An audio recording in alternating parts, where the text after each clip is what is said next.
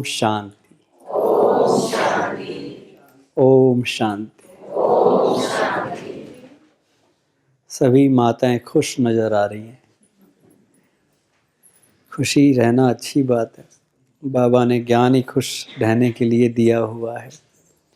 ऐसा वंडरफुल ज्ञान हम सुनते हैं, मुरली रोज सुनते हैं ना। आज भी बाबा ने कहा कुछ भी हो जाए पढ़ाई मिस नहीं करनी है। तो सब लोग रेगुलर आते हैं, रोज बाबा के महावाक्य सुनते हैं। कुछ भी हो जाए रेगुलर स्टूडेंट बनना है, मतलब बाबा की मुरली सुननी ही है। जब शिव बाबा खुद आकर हमें ज्ञान सुना रहा है, सोचो कभी ऐसा हुआ इतिहास में? 4 युगों में कल्प कल्प कभी भी ऐसा नहीं हुआ कि भगवान सामने आए और वो ज्ञान सुनाए और हमें सुनाए। वो कहते सुनाया था गीता में, किसको सुनाया? केवल अर्जुन को। भाई अर्जुन तो अच्छा आदमी था, वहाँ बड़े गंदे किस्म के आदमी भी थे, उनको भी सुना देते, उनका भी भला हो जाता, पर उनको नहीं सुनाया, केवल अर्जुन को सुनाया। वो भी बेचारा तीर लगा के खड़ा है, निशाना लगा रहा है, हमला हो चुका है, युद्ध की शुरुआत हो चुकी है। अब वो ज्ञान सुने या युद्ध करे समझ नहीं आता, कोई तालमेल बनता नहीं। लेकिन बाबा कहता मैं तुम्हें बिल्कुल शांति से बैठा के प्यार से समझाता हूँ, और इतने प्यार से समझाता है कि आज तक किसी ने समझाया ही नहीं ऐसे हमें। ऐसे कोई समझाए? माँ बाप भी अपने बच्चों को ऐसे नहीं समझाते। 2 बार समझाते हैं, तीसरी बार थप्पड़ मार के सुधारने की कोशिश करते। और बाबा रोज हमें कहता है मीठे बच्चे ये करो, ये करो, कोई बात नहीं, आज नहीं किया तो कल कर लो, कल नहीं किया तो परसों कर लो। कभी नाराज होता है बाबा? कभी गुस्सा करता है? हमसे भूले हो जाती हैं, नहीं बाबा मेरे से नहीं हुआ, कोई बात नहीं, आगे ठीक हो जाओ। कितनी उम्मीद वो हमसे रखता है और इतने धीरज से पढ़ाता है। वो धीरज नहीं छोड़ता। हम दुनिया में धीरज छोड़ देते, किसी को समझाएंगे नहीं समझा तो धीरज तोड़ के दूसरे तरीके अपनाने लग जाएंगे। पर बाबा कैसे समझाता है? कहता भगवान जब आए धरती पे और भगवान आकर पढ़ाए, ना केवल पढ़ाए बल्कि पालना भी करे हमें, हमारी, और हमें प्यार भी दे, ये बहुत बड़ी बात है। तो आप सब वो सौभाग्यशाली आत्माएं हैं जो भगवान की पालना में पल रही हैं।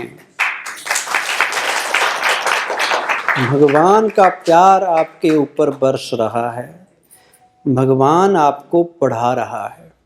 जिसका टीचर ही भगवान हो जाए, लोग कहते हैं जी ट्यूशन लगवानी है उस आदमी से, बड़ा नाम है उनका, उनके पास पढ़ेंगे। और हमें किसके पास पढ़ रहे हैं? भगवान के पास। कोई गुरु नहीं, कोई गोसाई नहीं, कोई पंडित नहीं, कोई महात्मा नहीं, कोई साधु नहीं, कोई भी नहीं है। जितनों के फोटो लगे हैं ये सब पढ़ने वाले हैं। दीदी मुरली सुनाते हैं पर पढ़ते वो भी हैं। सब स्टूडेंट हैं। टीचर कौन है? शिव बाबा। सबको वही पढ़ा रहा है। वो दीदी को भी बता रहा है, मुझे भी बता रहा है, आपको भी बता रहा है। अब किसी की ड्यूटी लगा देते हैं, भाई चलो कोई तो सुनाएगा, कोई तो सेंटर संभालेगा, पर गुरु कोई नहीं है यहाँ व्यक्ति। तो ये भी कितनी बड़ी बात है। दुनिया में लोग अपने में अपने साथ जोड़ते हैं कि मैं ही सब कुछ हूँ, मेरे पीछे लगो। और बाबा यहाँ कोई जोड़ता है किसी को? हम सब एक ही कहते हैं, शिव बाबा से जुड़ना है, शिव बाबा से शक्ति मिलेगी, शिव बाबा को याद करो। तो परमात्मा से जुड़ जाए, कितनी बड़ी बात है। डायरेक्ट परमात्मा का, बीच में वाया वाया का कोई चक्कर ही नहीं है। लोग कहते गुरु बिना गत नहीं, पहले हमें पूछो, हम कमीशन एजेंट हैं, हम बीच में दलाल है, पहले दलाली हमें दो, फिर ऊपर वाले से मिलाएंगे आपको। वो खुद ही नहीं मिले तो आपको क्या मिलाएंगे? अगर खुद मिले होते तो उनका जीवन अच्छा होता, जीवन से पता चल जाता है कि जीवन कैसा है। तो लेकिन बाबा ने हमें चुन लिया और लाखों करोड़ों आत्माओं के बीच में से चुना, और चुन के कितना बड़ा कार्य दिया हम सबको कि आप सबको सतयुग बनाना है। इतना बड़ा काम भी कोई नहीं देता दुनिया में। किसी भी पंडित जी की कथा सुन लो, वो कहेगा जी भगवान का नाम लेते रहो, पराया माल अपना करते रहो, राम नाम जपना पराया माल अपना, वही हाल होता है वहाँ तो। पर यहाँ बाबा कहता आपको देवता बनना है, सतयुग लाना है, सत धर्म की स्थापना करनी है, तुम मेरे मददगार बनो। मैं आया हूँ तुम्हें ले जाने, मैं आया हूँ तुम्हें देवता बनाने, तो मेरे काम में हाथ नहीं बंटवाओगे। भगवान हमारी मदद मांग रहा है, क्योंकि ये भगवान का काम चल रहा है कि सृष्टि बदलनी है। कलयुग गया कि गया और सतयुग अब आना ही आना है। देवता बनने ही हैं, देवताओं की दुनिया आने वाली है। ये दुनिया ज़्यादा देर नहीं चलेगी, ये ज्ञान बाबा ने दिया हुआ है।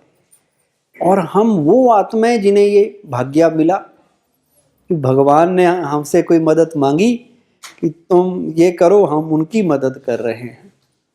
और भगवान की मदद जो करेगा उसको प्राप्ति कम होगी या ज़्यादा? गांधी जी ने कहा मेरी मदद करो, मैं तुम्हें आज़ादी दिलाऊंगा। तो लोगों ने गांधी जी के पीछे लग गए। किसी ने ज़्यादा काम किया, किसी ने स्वतंत्रता में कम किया, लेकिन जिसने जितना काम किया उसके मुताबिक जब आज़ादी मिली उनको प्राप्ति हुई। जिन्होंने बहुत बड़े काम किए वो मंत्री बन गए, कोई प्रधानमंत्री बन गए, कोई मुख्यमंत्री बन गए। जिसने एक बार भी कहा था इंकलाब जिंदाबाद, उसको भी स्वतंत्रता सेनानी बना के पेंशन लग गई, उसको भी कुछ ना कुछ हो गया। थोड़ा सा भी सहयोग जिसने दिया। तो यहाँ पर शिव बाबा भी सहयोग मांग रहा है। सबसे ज़्यादा सहयोग ब्रह्मा बाबा ने किया। पहले इनको उन्होंने अपना अडॉप्ट किया, इनको अपनी तरफ किया, तो ब्रह्मा बाबा ने अपना सब कुछ लगा दिया। करोड़ों रुपए की प्रॉपर्टी थी 1936 में। जरा भी एक पैसा अपने लिए न रख के संस्था बनी। ऐसा सत्संग होने लगा, उस सत्संग में से 5 माताओं बहनों को चुन के उनकी कमेटी या ट्रस्ट बना के सारा पैसा उनको दे दिया कि आपने सारा खर्चा संभालना है, करना है, मैं हाथ भी नहीं लगाऊंगा। कितना बड़ा त्याग बाबा ने किया। आज का स्लोगन ही था, त्याग से ही भाग्य बनता है। तो ऐसा त्याग कि अपने लिए कुछ रखा ही नहीं, और इतना नामी ग्रामी बिजनेसमैन और साधारण जीवन, सिंपल जीवन जिया उन्होंने। जब उनको शिव बाबा मिल गए, पूरा त्याग कर दिया, तो उनका भी भाग्य बना। उनके बाद फिर हमारा भी धीरे धीरे उनकी वजह से भाग्य बनने लगा। तो सबसे ज़्यादा मदद उन्होंने की, ना केवल पैसे से, अपना तन भी पूरा लगा दिया, सब कुछ लगा दिया, घर भी लगा दिया, तन भी लगा दिया, मन तो लगा ही लगा। 33 साल उन्होंने तपस्या की, उसके बाद पुरुषार्थ किया।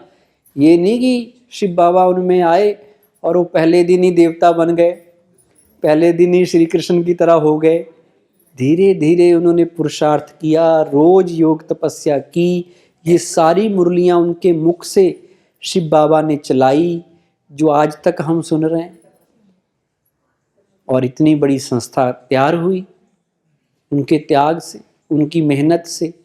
ऐसे हम भी कर सकते हैं। हमें भी अब अपना भाग्य बनाना है, ब्रह्मा बाबा की तरह लग जाना है तन मन धन से, क्योंकि यही मौका है भाग्य बनाने का, यही मौका है अपनी तकदीर को अच्छी करने का। अभी नहीं तो कभी नहीं, सबको पता है। देखो, अभी नहीं कभी नहीं। लोग कहते जब भगवान भाग्य बांट रहा था तो क्या सोए हुए थे? हम भी पूछें कि कहीं बीच बीच में हम सो तो नहीं जाते, बीच बीच में हम गड़बड़ तो नहीं कर जाते? अगर गड़बड़ कर जाए तो फिर उठ जाओ, कोई बात नहीं, जितने दिन गड़बड़ हुई अब दोबारा अलर्ट हो जाओ। माया भी तो है ना, माया घुमा देती है दिमाग, कमजोर संकल्प ले आती है। लड़ाई का युद्ध मैदान में है, ये युद्ध का मैदान है, कर्म क्षेत्र कुरुक्षेत्र नहीं है, ये कर्म क्षेत्र है जिसमें भगवान गीता का ज्ञान सुना रहा है। और ये युद्ध भूमि है, हमारे मन में ही तो महाभारत चलता है। मन में ही अच्छे विचार भी आते हैं, मन में खराब भी आते हैं। अगर अच्छे विचार हावी हो जाएं, खराब निकल जाएं, तो समझो पांडवों की जीत हो गई। तो यहाँ पर कैसे चलना है वो गीता ज्ञान शिव बाबा अभी हमें दे रहा है, जिससे हमारा भाग्य श्रेष्ठ से श्रेष्ठ बनता है। आप में से कौन कौन तैयार है अपना भाग्य बढ़िया बनाने के लिए? अरे ये सारे ही बना लेंगे। तो आप तैयार हैं तो शिव बाबा भी तैयार है आपका भाग्य श्रेष्ठ से श्रेष्ठ बनाने के लिए। अब चिंतन ये करना है कि कैसे बनाएं। अभी वो टाइम है जिसमें हम अपना भाग्य संपूर्ण भाग्य बना सकते हैं। ऐसा श्रेष्ठ समय अब चल रहा है कि भाग्य बनाना हमारे हाथ में है। हमारा भाग्य जग चुका है। जो सोया हुआ भाग्य था अब वो जग गया है। हमारा भाग्य केवल करवट नहीं बदली उसने, बल्कि वो जग गया। जो बिगड़ा हुआ था शिव बाबा ने आके संवार दिया। शिव बाबा ने ऐसा ज्ञान दिया, ऐसा ज्ञान दिया कि कुछ भी ना हो हमारे पास, फिर भी हम बेफिक्र बादशाह रहते हैं। बेगमपुर के बादशाह कि कुछ भी नहीं है तो भी ठीक है, तो और भी ठीक, दोनों हालत में हम खुश रह सकते हैं। तो हमारा भाग्य बदल रहा है। तकदीर की तस्वीर शिव बाबा आकर बदल रहे हैं। जिनका भाग्य अगर अच्छा नहीं रहा इस जन्म में, कहीं ना कहीं उन्हें लगता है कि थोड़ा और अच्छा होता, तो वो चिंतन करें कि अभी समय है जिसमें हम जन्म जन्म के भाग्य को बढ़िया बना सकते हैं। मन में कल्पना कर ले अच्छा भाग्य क्या होगा, अच्छे भाग्य की क्या निशानियां हैं। जहां आप रहेंगे वहां पर सुख होगा, शांति होगी, प्रेम होगा, आपकी स्वास्थ्य अच्छा होगा। होगा या नहीं होगा? घर में सम्मान, स्नेह और सहयोग होगा। सब लोग आपको क्या सहयोग करेंगे, सुख देंगे। घर में कहीं टकराव नहीं होगा। ऐसे परिवार आपको मिलेगा, ऐसी जगह आप जन्म लेंगे, पैसे की भी कमी नहीं होगी। तो होगा कैसे? उसका आधार, उसका बीज अभी डालने का टाइम है। अभी संगम युग में जो हम अपने अंदर योग्यताएं भरेंगे, जो अपने अंदर शक्तियां भर लेंगे, वो 4 युगों तक उसका फल मिलता रहेगा। अभी है। जो कहते भगवान ने भाग्य बांटा था, तो अभी है वो बांटने का टाइम। वो बांट रहा है और हमारा लेने का टाइम अभी नहीं लिया तो 84 जन्म गरीब घर में पैदा होते रहेंगे हर बारी। एक छोटे बच्चे का कार्टून आया था, वो बड़ा दुखी सा था। तो आगे लिखा था, उसके साथ लिखा था, वो सोच रहा है लगता है फिर गरीब घर में पैदा हो गया। कहता वो दुखी हो रहा है, कहता लगता है दोबारा वही गरीब में पैदा हो गया। तो कहीं ऐसा हमारे साथ ना हो जाए बार बार। तो और जिसका भाग्य सही है हर बार ही अच्छे घर में। अब अंबानी के घर में पैदा हो गया एक बच्चा, अभी उसकी शादी हुई, कोई कहता 1000 करोड़ रुपए खर्च हो गया। अब हमें करोड़ नहीं मिलता तो उसको 1000 करोड़ तो शादी में लगा दिया। तो है तो खर्चते, भाग्य की बात है। तो अभी हम ऐसा कर्म करें जो जन्म जन्म खाएं। कमाई का टाइम अभी है। अभी अपना स्टॉक जमा करने का टाइम है। अभी जमा का बैंक बाबा ने शुरू कर रखा है। जितना जमा करना चाहो स्टॉक उतना कर लो, बाद में पछताएं हम क्यों? बाद में तो हम खाएंगे, पछताएंगे तो वो जिन्होंने जमा नहीं किया होगा। हम तो सब जमा करने वाले हैं ना, सच्ची कमाई करने वाले हैं कि नहीं? सच्ची कमाई जिसने की होगी अपना भाग्य जिसने बनाया होगा, जमा का खाता पॉजिटिव रखा होगा, प्लस में रखा होगा, वो जन्म जन्म खाएगा आराम से। राजा के घर पैदा हो गया तो मेहनत करनी पड़ेगी राजा को। राजकुमार महल में रह रहा है, बाकी लोग कर रहे हैं उसकी सेवा, बाकी सेवा कर रहे हैं, और वो आराम से राजा बन के सिंहासन पे काम कर रहा है। वो भाग्य है। अब ब्रह्मा बाबा ने पुरुषार्थ किया तो पुरुषार्थ करके श्री कृष्ण बना। अब वो एक बार थोड़ी बना, हर 5000 साल बाद वही नूंद होगा, हर बार वही बनेगा। तो मजे आ गए। एक बार किया, बार बार वही रिपीट होगा। अगर एक बार गफलत की, अगले कल्प में भी वही गफलत करेंगे, बार बार गफलत, वही गफलत होती रहेगी और बार बार अपना पद गंवाते रहेंगे। तो श्रेष्ठ भाग्य बनाने का अभी समय है। अब अपने आप से पूछिए, किन बातों के आधार पर भाग्य बनता है? क्या क्या हम करें जिससे हमारा भाग्य अच्छा हो जाए, हमारा भाग्य चमकने लग जाए? बताओ क्या क्या किया जाए जिससे भाग्य अच्छा बने, श्रेष्ठ बने, बढ़िया से बढ़िया बने? किस बात से बनता है भाग्य? एक एक बात बताओ। शुभ भावना रखेंगे, अच्छा सोचेंगे, और सवेरे गुड मॉर्निंग कर ली बाबा को तो भाग्य कैसे बना? बातें करेंगे, मतलब उसको याद करेंगे। एक तरीका है, शिव बाबा की याद से हम अच्छा सोचते हैं, उससे भाग्य बनता है। और ये रोज पढ़ाई पढ़ेंगे, पढ़ाई से तो पता चलेगा ना कि कैसे बनाना है भाग्य। पर उस पढ़ाई में भी ऐसी कौन सी बातें हैं जिनके आधार पे भाग्य बनेगा? तन मन धन लगा लेंगे जो सेवा में, उनका भी भाग्य बनेगा। जो तन से भी सेवा करेंगे, तीनों से सेवा करेंगे, अपने जीवन से भी सेवा करेंगे, उनका भाग्य ऑटोमेटिकली श्रेष्ठ बन जाएगा। और किसके आधार पे बनेगा? अपने आप को बदल के ही तो बनेगा भाग्य।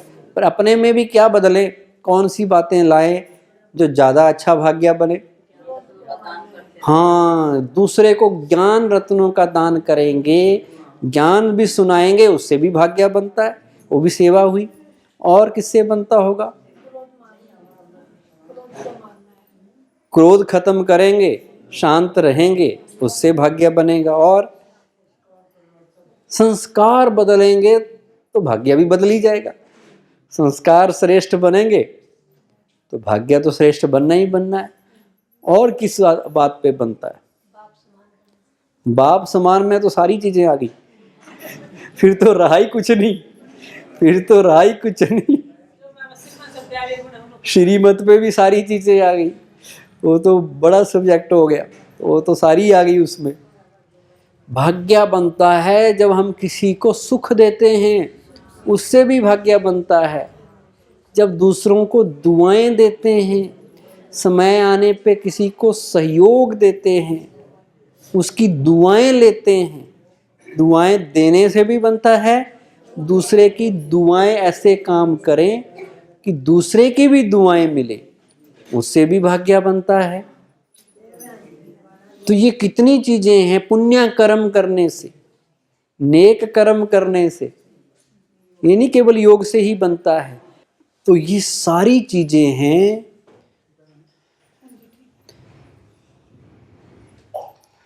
जो हमारे भाग्य को बनाएंगी।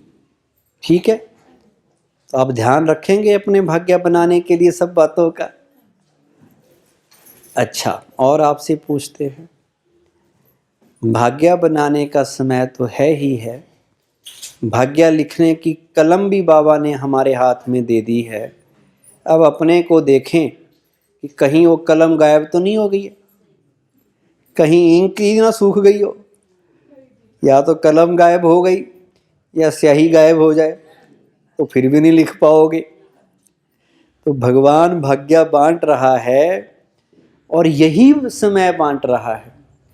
तो कहीं हमने अपने आप को बिजी तो नहीं कर दिया, किसी और काम में तो नहीं व्यस्त हो गए, इधर खजाना लूट रहा है और हम किसी और ही चक्कर में पड़ गए, ये तो नहीं कर रहे। अपने आप से पूछना है कि कहीं मैंने अपने आप को उलझा के तो नहीं रखा है। आज व्यक्ति ने बहुत जगह अपने आप को उलझाया हुआ है, सारी एनर्जी उसकी इधर उधर की उलझनों में जा रही है। इसलिए दादी जानकी कहती थी, ना किसी के चक्कर में आना है, ना किसी की टक्कर में आना है। टक्कर खाओगे तो भी एनर्जी वेस्ट होगी, और किसी के चक्कर में फंसोगे तो भी फंस गए। फंस तो गए, आपका ध्यान जहाँ जाना था वहाँ नहीं पहुँचे। आपने चढ़ना हिमालय पर्वत है, अब रास्ते में कोई आपको रास्ता रोक ले, कोई हमला कर दे, टकराने लगे और आप टकरा गए और उसी में बिजी हो गए, तो चलना भूल जाएंगे। या किसी में फंस गए, चाहे वो व्यक्ति में फंसे, वस्तु में फंसे। कई व्यक्ति में फंसता है दिमाग हमारा, कई बार व्यक्तियों में ना फंसे तो वस्तुओं में फंस जाता है, चीज़ों से ही मोह हो जाता है। सारा दिन मोबाइल में बुद्धि लटकी हुई है, टीवी में लटकी हुई है, सीरियल में फंस गए। आगे तो क्या बढ़ोगे, सीरियल देख देख के टाइम पास कर रहे। तो अगर बीच में अटक गए तो फिर मंजिल पे नहीं पहुंचेंगे। इसलिए जो विवेकशील व्यक्ति है, समझदार व्यक्ति है, वो कभी भी अपने आप को उलझाता नहीं है। कई लोग इस उलझन में हैं कि उनके अपने लोगों ने उनको उलझा रखा है। जो उनके खास लोग हैं, जिनको उन्होंने ताउम्र प्यार दिया, पालना दी, उनके लिए सब कुछ कुर्बान किया, आज वही उनके लिए समस्या बन गए हैं। उनके रिश्तेदारों ने उनको उलझा रखा है। होता ना ऐसा। अब माताएं अगर सोचें कि मेरा भाग्य इसलिए नहीं बन रहा क्योंकि मेरे बच्चे मेरे भाग्य को बनने नहीं दे रहे, कोई दूसरा सोचे मेरा भाग्य इसलिए नहीं निर्माण हो रहा क्योंकि मेरा पति विघ्न रूप बन रहा है, तीसरा सोचे मेरा भाग्य बनने में रुकावट मेरे मित्र संबंधी आ रहे हैं, तो मैं आपको बता दूं, अंत में कोई आपको नहीं पूछेगा कि आपका भाग्य क्यों नहीं बना, क्या क्या कारण रहे। और आप भी ये नहीं सोच सकते कि मेरे ये कारण थे इसलिए मुझे कंसेशन मिलना चाहिए, इस कारण मुझे रिबेट मिलनी चाहिए थोड़ी, कि मेरे आगे तो बड़ी भयंकर परिस्थितियां थी। कोई नहीं पूछेगा। आत्मा को देखा जाएगा, प्योर बनी होगी तो पासपोर्ट बन जाएगा, एंट्री हो जाएगी सतयुग में, अगर नहीं बनी होगी तो नहीं होगी। कोई बहाना चलने वाला नहीं है। कितने भी बहाने बना ले हम, ये कारण वो कारण, बाबा ने कहा कारण थे, हैं और रहेंगे, पर आपने कारण मूर्त नहीं, निवारण मूर्त बनना है। कारण नहीं गिनाने हैं। अब कोई नहीं पढ़ा, कोई कहे जब मैं गरीब था मैं इसलिए नहीं पढ़ा, मेरे को दे दो नौकरी तो मिलेगी। तो कहेंगे भाई जो भी था, पर अगर तुम पढ़ो, जो पढ़ेगा टेस्ट क्वालिफाई करेगा उसको जॉब मिल जाएगी। कोई बहाना चलेगा? ऐसे शिव बाबा के पास भी बहाना नहीं चलेगा। बहानेबाजी के संस्कार, कोई ना कोई बहाना हम बनाते रहते हैं, ये होता वो होता, कोई ना कोई परिस्थिति, रुकावट, बाधा, दीवार आपके जीवन में हमेशा खड़ी रहेगी और हर एक के साथ खड़ी रहती है। चाहे मन की उलझन हो, कहीं ना कहीं होती है, लेकिन जिस व्यक्ति ने पुरुषार्थ करना है, जिस आत्मा ने आगे बढ़ना है, वो आगे बढ़ के ही दिखाएगी, कोई चीज उसे रोक नहीं पाएगी। ये बहाने सब झूठे होते हैं। जिसके इरादे मजबूत होते हैं, इच्छा शक्ति होती है जिसके पास कि मुझे करना ही है, मुझे बनना ही है। जब शिव बाबा मुझे कह रहे हैं, भगवान साक्षात मेरे सामने आकर मुझे कुछ हुक्म दे रहे हैं, वो मैंने करना ही है, वो कर लेगा। कुछ भी आ जाए सारी रुकावटों को चीरता हुआ, कुछ भी करके, ऐसे हनुमान पर्वत ही उठा के ले आया था कि बचाना है लक्ष्मण को। संजीवनी बूटी नहीं मिली कहीं उसको, कहता कोई बात नहीं, मैं पहाड़ी उठा के ले चलता हूँ, देखूंगा कुछ तो मिलेगा। हार थोड़ी माननी। और जो हार गया परिस्थितियों से, परिस्थिति माना पराई स्थिति, वो मेरी मन की स्थिति नहीं है। मुझे अपनी मन की स्थिति परिस्थिति के आधार पे नहीं बनानी है। परिस्थिति कैसी भी हो, पर मैंने स्वस्थिति, मन की स्थिति अच्छी रखनी है। इंतजार नहीं करना कि परिस्थिति बदले तो मैं भी ठीक हो जाऊं। मेरे बच्चे थोड़े बड़े हो जाएं ना, फिर मैं देखना बहन जी रोज योग किया करूंगी 2 घंटे बैठ के। मेरे पति एक बार ज्ञान में चल पड़ते ना, वाह घर स्वर्ग बन जाता। अब वो ना चले तो तुम अपनी तकदीर को क्यों लकीर लगा रहे हो? उनकी तो लगी हुई है, वो तो चल नहीं रहे, आप भी उनके बहाने अटक गए या लटक गए कहीं ना कहीं। तो अब किसी को देख के ना अटकना है, ना लटकना है, ना किसी के टकराव में आना है, ना चक्कर में आना है। अपना रास्ता खुद बनाना है, क्योंकि कोई आपसे अंत में ये नहीं पूछेगा कि माता जी आपके साथ ये परिस्थिति थी, ये कारण था, इसलिए आपको तो बिना पढ़े ही हम पास कर देते। पढ़ना तो पड़ेगा, पुरुषार्थ तो करना पड़ेगा। और ये कारण सबके पास हैं, हर एक के पास कोई ना कोई बहाना है। और जो बहानों पर जीत पाले वो विजयी आपने बनना है, तो आपका भाग्य बनेगा। 20 नाखूनों का जोर लगा के, पूरी ताकत लगा के भाग्य बनाने में लग जाना है। और भाग्य बनता है मन की एनर्जी से। मन की शक्ति अगर सही जगह यूज की तो भी भाग्य बनता है, क्योंकि ये मन ही संकल्प पैदा करता है। मन में जब सही संकल्प पैदा होते हैं तो हमें आनंद की अनुभूति होती है। मन जब ठीक सोचता है तो हम सुख महसूस करते हैं, और जब मन सही नहीं सोचता तो हमें दुख की फीलिंग आती है। तो मन की एनर्जी सही करनी है, मन में अच्छे विचार डालने हैं, वो भी बचत करनी है। मन का खजाना, संकल्पों का खजाना, श्रेष्ठ सोचने से भाग्य बनता है। और संकल्प श्रेष्ठ बनते हैं बाबा की मुरली से। मुरली में इतना बड़ा खजाना है श्रेष्ठ संकल्पों का कि एक एक लाइन ही श्रेष्ठ संकल्प है। आप उस पर चिंतन कीजिए, मनन कीजिए, विचार सागर मंथन कीजिए, बार बार सोचिए बाबा ने ऐसा कहा। वो पॉजिटिव चिंतन ही तो है। जितना श्रेष्ठ चिंतन उतना आपका भाग्य श्रेष्ठ बनेगा। तो संकल्प की एनर्जी भाग्य बनाती है, उस पे ध्यान देना है। कुछ भी सोच लो, जैसे ही आप किसी के लिए नेगेटिव सोचोगे भाग्य बिगड़ जाएगा। किसी के लिए सोचोगे इसने मेरे साथ ऐसा किया, भगवान करे इसके साथ भी ऐसा ही हो, इसका भी वैसा ही नुकसान हो जाए, मान लो ये सोचा, तो भाग्य बना या बिगड़ा? क्या हुआ? आपने दूसरे को दुआ दी या बद्दुआ?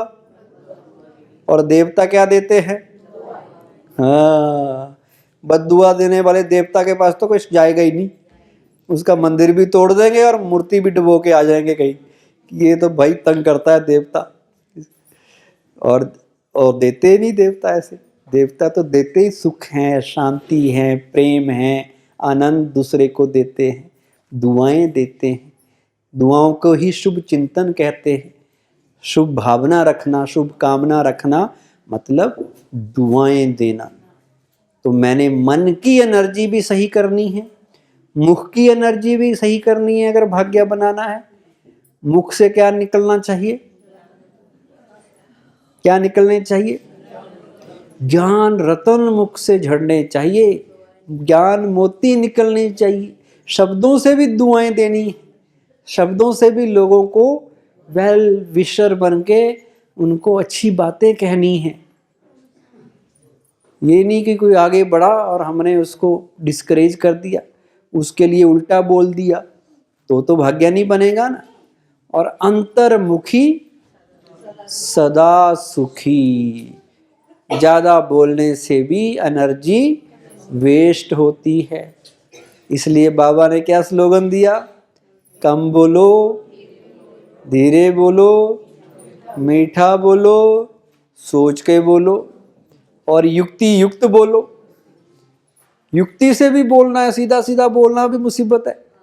कई कहते हैं जी हमारा दिल साफ है पर हम सीधा बोल देते हैं मुंह पे आप तो बोलते हो पर दूसरे वाले सुनने को तो अच्छा नहीं लग रहा ना, उसको चुभ रहा है, उसको बुरा लग रहा है, तो वो फिर आपके लिए अच्छा नहीं सोचेगा। आपके लिए दुआएं, वो आप उसको सुख की फीलिंग नहीं दी आपने, कौन सी दी, दुख की दी। इसलिए कहते हैं जो वाणी है ना, वाणी मीठी तो होनी चाहिए, ऐसी वाणी बोलिए मन का आपा खोए, औरन को शीतल करे आपहु शीतल होए। कह गए लोग, पर हम फिर नहीं बोलते शीतल, मीठा भी नहीं बोलते। वाणी वीणा का भी काम करती है, वाणी वाण का भी काम करती है। सोचिए आप, ये वाण भी बनती है तो बजाने वाली वीणा भी बन जाती है। जब वाण इस मुख से निकलते हैं तो महाभारत हो जाता है, जीवन महाभारत बन जाता है। और जब इस मुख से, इस वाणी से वीणा बजती है तो जीवन संगीतमय हो जाता है। तो वीणा मधुर चीजें निकलनी चाहिए। बात और बात में अंतर, एक मूर्खता एक मंत्र। एक व्यक्ति बात करता जाता है, बोलता इतना है कि सुनने वाला 10 मिनट बाद कहता है कहना क्या चाहते हो, बात कुछ बनी नहीं, मजा नहीं आया। और एक व्यक्ति 2 शब्द बोल के चला गया, वो इतने असरदायी होते हैं, तो हम कहते हैं ये तो मंत्र दे गया मुझे। इसलिए कहते हैं बात और बात में अंतर, एक मूर्खता एक मंत्र। एक व्यक्ति बात करता है, वो दोहा बन जाता है, श्लोक बन जाता है। आज तक हम उन्हें रिपीट करते हैं, अभी किया ऐसी वाणी बोलिए, कबीर के दोहे, तुलसीदास के दोहे, अब सबको पता है। उनकी बातों को आज तक लोग दोहरा रहे हैं, मुहावरे होते बन जाती हैं, लोकतुतियाँ बन जाती हैं, सदविचार पॉजिटिव थॉट बन के लोग उनकी बात सुनते हैं। और कुछ लोग बोलते हैं तो ऐसे बोलते हैं कि दूसरे को दर्द दे के, वाण की तरह। ये मुख ना धनुष की तरह भी है, इससे कईयों के मुख से फिर बाण निकलते हैं। और जैसे बाण निकल गया मान लो, वो वापस आ सकता है कभी? जैसे कमान से निकला हुआ तीर वापस नहीं आता, मुख से निकली हुई बात फिर वापस नहीं आती, वो घाव करके ही आएगी। फिर कितनी भी आप सॉरी बोलो, आपका भाग्य बनाने का आधार आपके बोल भी हैं, मन भी है और कर्म तो हैं ही। कर्म ऐसे, बाबा क्या कहता, ऐसे कर्म करो, ये सोच के करो, जो मैं करूँगा मुझे देख के दूसरे करेंगे। अगर मैं गुस्सा करूँगा तो दूसरे क्या करेंगे, वो भी गुस्सा करने लग जाएंगे। तो मैंने अच्छा कर्म थोड़ी किसी को सिखाया। अगर मैं प्यार से गुस्से का जवाब प्यार से दूंगा तो दूसरे क्या करेंगे, वो भी सीखेंगे। भाई कितना भी इनको बोलो, ये तो शांत रहते, इनसे ये चीज़ सीखनी चाहिए। समझदार होगा तो कहेगा हमें भी ऐसा करना चाहिए। तो वो है गुणों का दान, हमारे कर्मों से गुण दान करना, अपनी विशेषताएं दूसरे को दे के जाना, वो भी बड़ा अच्छा काम है। तो कर्म भी अच्छे, कर्म में सेवा भाव, सेवा जितना हम करते हैं उतना हमारा भाग्य बनता है। और सेवा भी बिना कोई कामना के, बिना कोई इच्छा को लिए हुए, ये सोच के कि सबका भला हो। सेवा भाव इंपॉर्टेंट है, सेवा तो है ही है, पर सेवा हो पर सेवा भाव ना हो तो भी भाग्य नहीं बनता। आप काम कर रहे हैं पर मन में भावना अच्छी नहीं है, कहाँ फंस गए यहाँ। बहन जी ने कह दिया अब करना ही पड़ेगा, झाड़ू लगाना ही पड़ेगा। घर में तो मैं कभी ना लगाऊं झाड़ू, अब यहाँ क्या करे, सबके सामने कह दिया। जबरदस्ती कर रहे हो। अरे एक है बाबा का घर है, बाबा के घर की मैं सफाई कर रही हूँ, बाबा के काम में मुझे सहयोग करने का मौका मिला। कोई बात नहीं, झाड़ू लगाना ये तो सबसे अच्छा काम है, सफाई करना, गंदगी डालना सबसे खतरनाक गलत काम है, सफाई करना तो पुण्य का काम है। मैं बर्तन साफ कर रही हूँ, कोई बात नहीं, बर्तन मुझे थैंक यू कहेंगे कि आपने हमें चमकाया।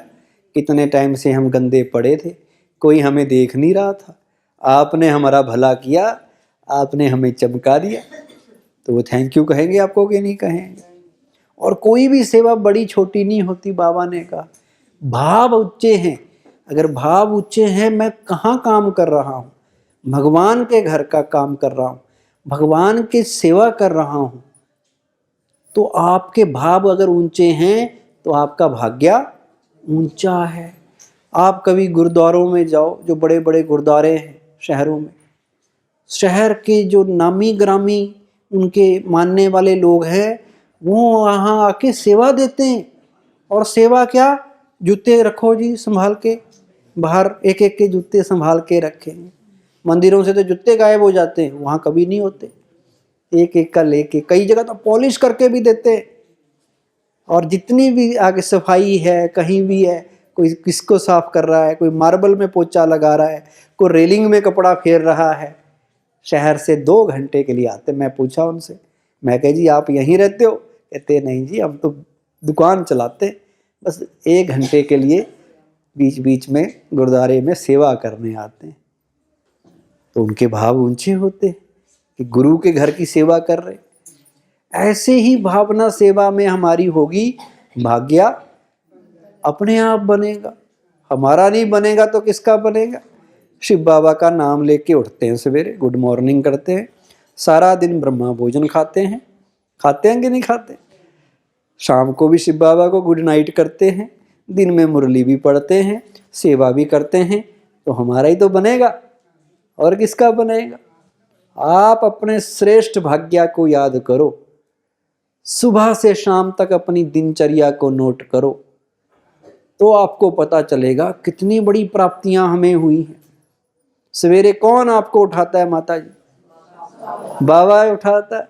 तो जिनको भगवान उठाए वो भाग्यवान नहीं होंगे तो और कौन होगा। भगवान जिनको सवेरे उठाए, गुड मॉर्निंग करे, नमस्ते करे, जिनकी खटिया हिलाए, तो वो तो बड़े वीआईपी है ना। इतना तो प्रधानमंत्री को भी कोई नहीं उठाता होगा, खुद ही उठना पड़ता है। और हमें भगवान हमें आ रहा है सवेरे सवेरे हमारे पास। बाबा की मुरली में आया था एक बार, मुझे याद है कि मैं हर एक बच्चे के पास जाता हूँ सवेरे गुड मॉर्निंग करने। कई सोए होते हैं, फिर भी मैं गुड मॉर्निंग करके आता हूँ उनको। अब उनकी तकदीर अच्छी नहीं है तो उनको पता ही नहीं चलता, जगह होंगे तब तो पता चलेगा। पर बाबा अपना फर्ज निभाता है, वो हर बच्चे को सवेरे जाके गुड मॉर्निंग करता है। सारा दिन ब्रह्मा भोजन खाते हैं हम लोग, खाते या नहीं खाते? ब्रह्मा बाबा और ब्रह्म भोज, ब्रह्मा भोजन जिसे हम कहते हैं, तो दुनिया वाले तो ऐसे कह देते हैं हमें भगवान खिलाता है, कहते हैं ना लोग, खिलाता खिलाता नहीं, उनको खिलाता किसको है? खिलाता हमें है भगवान, और हम भोग लगा के खाते हैं, बाबा को याद करके खाते हैं, तो वो ब्रह्मा भोजन बन जाता है। और ब्रह्मा भोजन जिसके लिए गायन है कि वो देवताओं को भी बड़े नसीब से प्राप्त होता था, उनको भी नहीं होता था। वो ब्रह्मा भोजन हमें हर रोज मिल रहा है। सुबह शाम जिस भोग को, जिस खाने को बाबा को अर्पित कर दिया, भोग लगा दिया, वो क्या बन गया? ब्रह्मा भोजन। और बाबा ने एक लाइन कही है, क्या कही है? कि अगर मुझे याद करके भोग लगा के खाओगे तो 21 जन्म की बाबा ने गारंटी ली, 21 जन्म कभी भूखे नहीं रहेंगे। और इस जन्म में भी अंत तक बाबा ने गारंटी ली कि मैं आपको ज़्यादा नहीं तो दाल रोटी तो दूंगा ही दूंगा। मान लो बाहर बाढ़ आ गई, बाहर दंगे हो गए, बम गिर गए, कुछ भी लड़ाइयाँ होंगी अंत में विनाश में, तब भी बाबा ने कहा कि दाल रोटी आपको मिलती रहेगी। बस शर्त क्या है? हर रोज बाबा को प्यार से अर्पित करके भोग लगाकर खाना है। और इसका प्रत्यक्ष प्रैक्टिकल प्रमाण मैं आपको बताता हूँ। मैं चंडीगढ़ में जॉब करता था, 11 साल मैंने वहाँ पढ़ाया, तो मैं हर रोज खाना खुद बनाता था अपना, और मैं भोग लगाता था बाबा को, बाबा के सामने रख देता था और बाबा को कहता था खाओ। फिर खा मैं ही जाता था, मतलब भेंट उनको करता था। ये भी अच्छा सौदा है। और असली में खा जाए तब भी हम सोचे कि जी मेरा आधा खाना खा गया, अब मैं क्या करूं। हमने केवल अर्पित करना है, खाना खुद है। तो ये तो बड़ी अच्छी तरीका है, भोजन कम भी नहीं होता और जितना है उसमें ताकत भी बढ़ जाती है। तो मैं रोज प्यार से बाबा को अर्पित करता था। अब 10 साल 11 साल किया ये सारा काम। उसके बाद बाबा ने, हर रोज बनाना पड़ता था, बाबा ने ऐसा सिस्टम सेट किया, ऐसा सेट किया कि मेरे को चंडीगढ़ से मधुबन भेज दिया। अब वहाँ बना बनाया मिलता है। कहाँ मैं हाथ जलाता था, कहाँ एक दो रोटी, एक दो चीज़ें बनाता आदमी, कितनी बनाएगा घर में। वहाँ इतनी अच्छी अच्छी चीज़ें बन जाती है, कई तरह की होती है। और केवल पंजाबी खाना नहीं मिलता, वहाँ साउथ का भी मिल जाता है। कभी इडली मिल रही है, कभी डोसा मिल रहा है, कभी उपमा मिल रहा है, कभी कोई चीज़, कभी कोई चीज़ जो आपने सुनी भी नहीं होगी वो भी मिलती है। तो वो खाते हैं। तो क्यों मिलने लगा?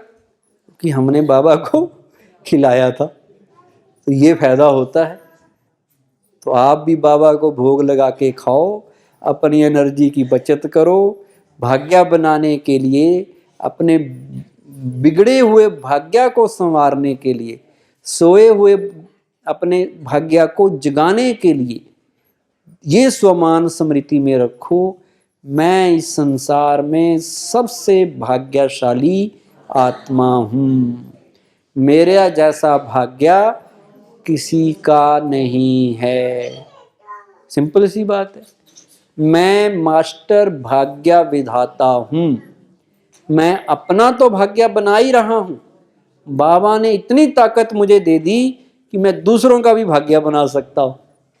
किसी का भी बिगड़ा हुआ भाग्य ज्ञान देके, उसको समझ देके, उसका उमंग उत्साह बढ़ा के, उसको प्रेरित करके उसका भी बना सकता हूँ। उसको शिव बाबा से जोड़ के उसका भाग्य भी श्रेष्ठ बन जाएगा। तो कितनी बड़ी ताकत है, ताकत है ना। ये नहीं कि हम ही अपना ही काम कर सकते हैं। जैसे कई कहते हैं जी मैं अपने लिए तो नौकरी ले सकता हूँ पर दूसरे के लिए नहीं। पर मंत्री बन जाए वो कहेगा जी मैं 10 आदमियों को नौकरी लगवा सकता हूँ, मेरे पास कलम की पावर है। तो ऐसे बाबा ने हमारे हाथ में भी इतनी बड़ी पावर दे दी कि हम दूसरों के भी विघ्न खत्म कर सकते हैं। हम विघ्न विनाशक भी हैं। हम दूसरों का भी भाग्य बना सकते हैं, अपना भी बना सकते हैं। तो और क्या चाहिए। इतनी शक्तियां हमारे पास आ गई, मास्टर सर्वशक्तिवान हम बन गए, हमारा भाग्य जग गया, औरों का भी जगा रहे हैं। इससे बड़ी चीज क्या है। इसलिए हम सबसे लक्कीएस्ट आत्मा हैं, सबसे लक्कीएस्ट, सबसे भाग्यशाली, सबसे तकदीरवान हम हैं। रात को सोते हैं जब हम, तो कौन गुड नाइट करता है हमें? बाबा गुड नाइट करता है। किसकी गोदी में सोते हैं? भगवान की गोदी में। तो भगवान की गोद में जो सो जाए उसका भाग्य सबसे ऊंच होगा या नहीं होगा। तो इसलिए हम सबसे लकीएस्ट हैं। एक और याद रखना, हम सबसे रिचेस्ट भी हैं। कैसे? रिचेस्ट कैसे हैं? जो नए नए आए हैं शायद उनको समझ नहीं आ रही हो बातें। सबको आ रही है बात से समझ? आप तो पुराने हैं माता जी, पर नए नयों को आने लग जाएंगी, धीरे धीरे आएंगे ना। पहली क्लास में सारी बातें समझ नहीं आती। रिचेस्ट इसलिए है, सबसे अमीर इसलिए है। दुनिया में चाहे कोई कितना भी अरबपति हो, खरबपति हो, ऐसे ही होते हैं ना। हम कहते हैं ये अरबपति है, ये खरबपति है। पहले तो लखपति कह देते थे, आजकल लखपति सारे हो गए, करोड़पति भी हो गए बहुत लोग। कोई कोई अरबपति होगा और बिरला कोई अडानी अंबानी की तरह खरबपति भी होगा। और हम कौन हैं? हमारा टाइटल क्या है? पद्मपति। हम क्या हैं? पद्मपति। पद्म तो बहुत ऊपर की चीज है। अच्छा, पद्मपति भी हैं, और उसमें भी बाबा ने कहा कि तुम्हारे एक कदम में पद्म है, तुम्हारे हर कदम में पद्म समाया हुआ है। इतना बड़ा भाग्य। एक कदम रखने के लिए 1 सेकंड लगता होगा, तो हर सेकंड हमारा कितना बन रहा है? पद्म बन रहा है। इतनी कमाई किसकी होती है? अखबार में न्यूज आती है कि आज अडानी की संपत्ति 10,000 करोड़ बढ़ गई एक दिन में। बड़ी कमाई हो रही है भी इन लोगों की, एक एक दिन में इतनी हो जाती है। घाटा भी वैसे ही होता है। फिर किसी दिन दुनिया के दूसरे अमीर व्यक्ति, अगले दिन खबर आई कि वो 50वें हो गए, अब 49 और अमीर हो गए, उनका नंबर पीछे चला गया। तो उनकी संपत्ति ऊपर नीचे होती रहती है शेयर मार्केट के हिसाब से। लेकिन इतनी बड़ी कमाई किसी की नहीं कि कदम में ही पद्म हो जाए। कितना भी कोई कमा ले दुनिया में, जो इंडिया के बड़े बड़े अमीर आदमी हैं, बॉम्बे में 40-40 मंजिली घर बना लिए हैं, 40 मंजिली। और देवताओं के घर, इतनी जमीन, एक मंजिल से दूसरी मंजिल में जाने की जरूरत ही नहीं है। तो वो गरीब हुआ कि अमीर हुआ जो 40 जा रहा है ऊपर की तरफ? उन देवताओं के आगे तो गरीब ही हुआ ना। अच्छा, कितना भी कोई महल बना ले, कोई देखा यहां सोने का महल किसी का? कि सोने का ही हो पूरा घर?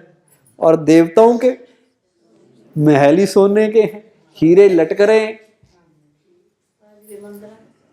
तो बोलो कौन अमीर?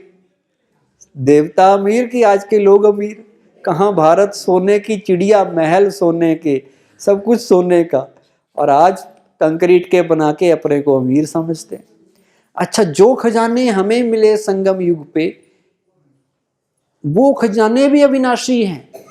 उन्हें ना चोर लूट सकता, ना आग जला सकती, ना पानी डुबो सकता, ना राजा खा सकता।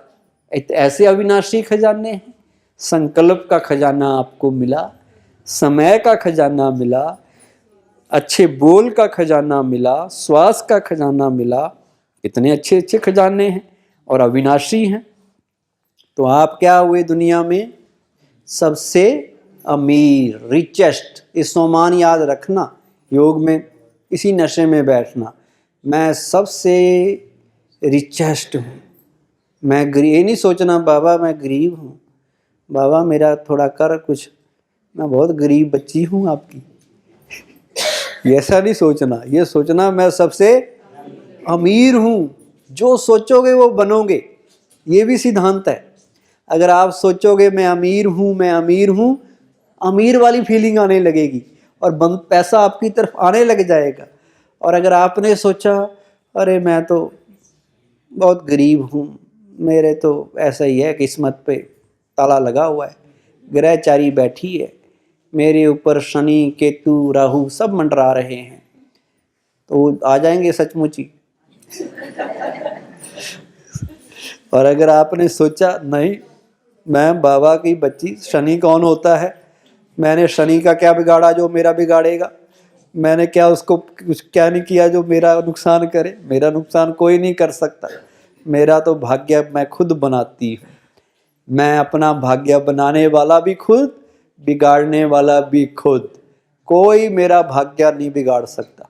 इसलिए किसी को दोष नहीं देना, ये हमारी प्रवृत्ति हो गई है।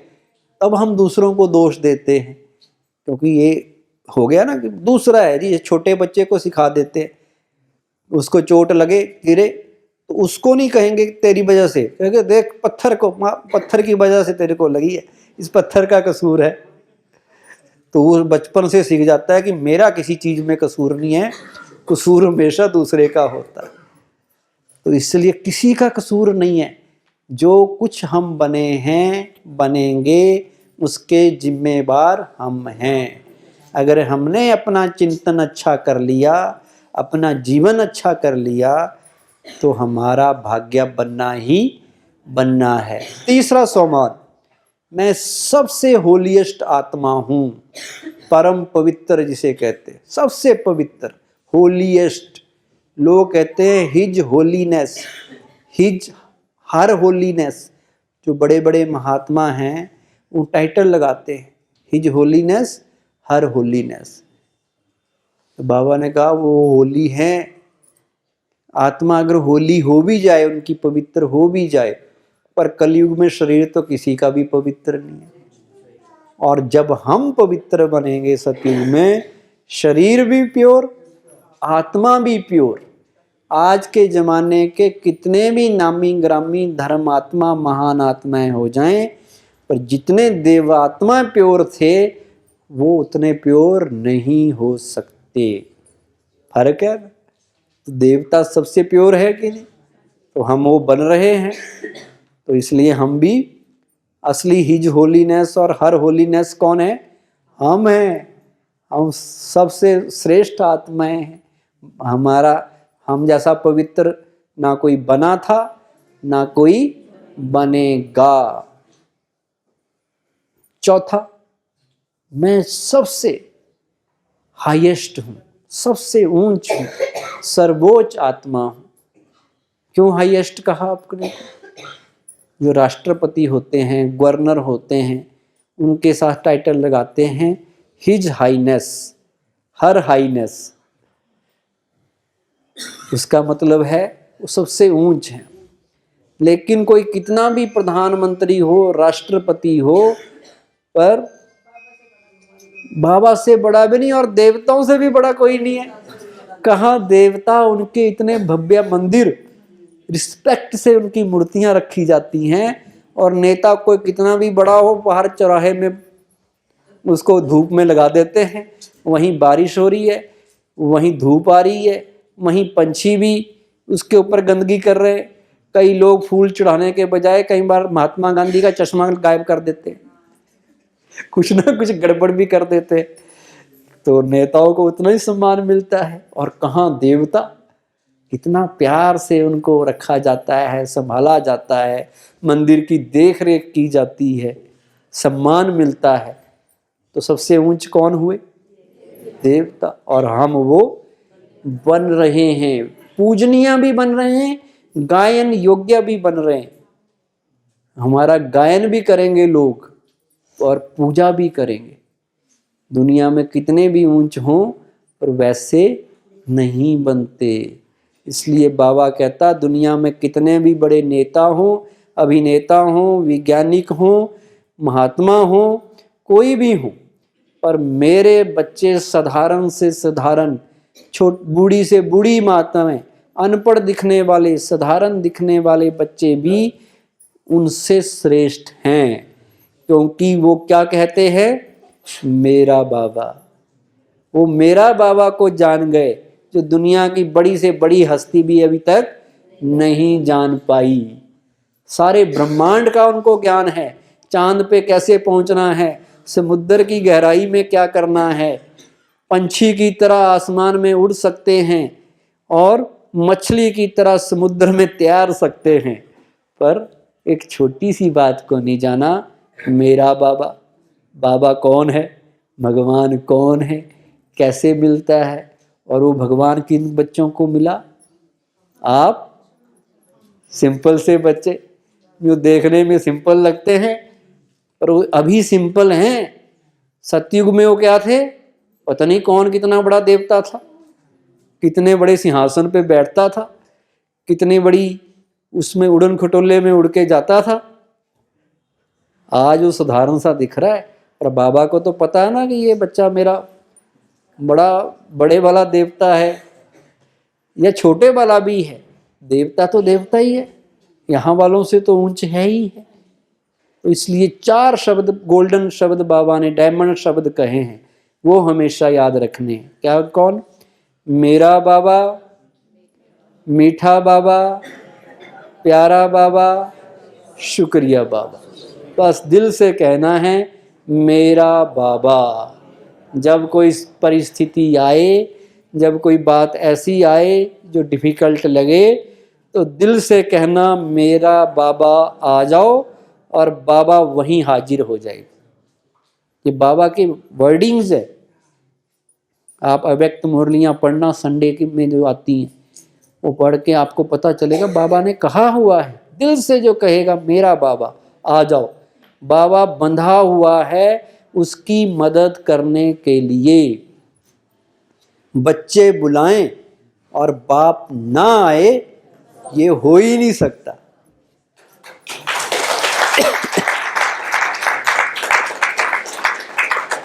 तो इतनी गारंटी हमारी ले रखी है बाबा ने, और क्या चाहिए। आजकल के नेता कहते हैं जी ये मेरी गारंटी है, मेरे पे विश्वास करो, मुझे वोट दो। वो कहते हैं, बाद में मुकर जाते हैं। जब लेना होता है तो गारंटी आती है, बाद में वारंटी भी नहीं रहती। पर शिव बाबा की गारंटी क्या है?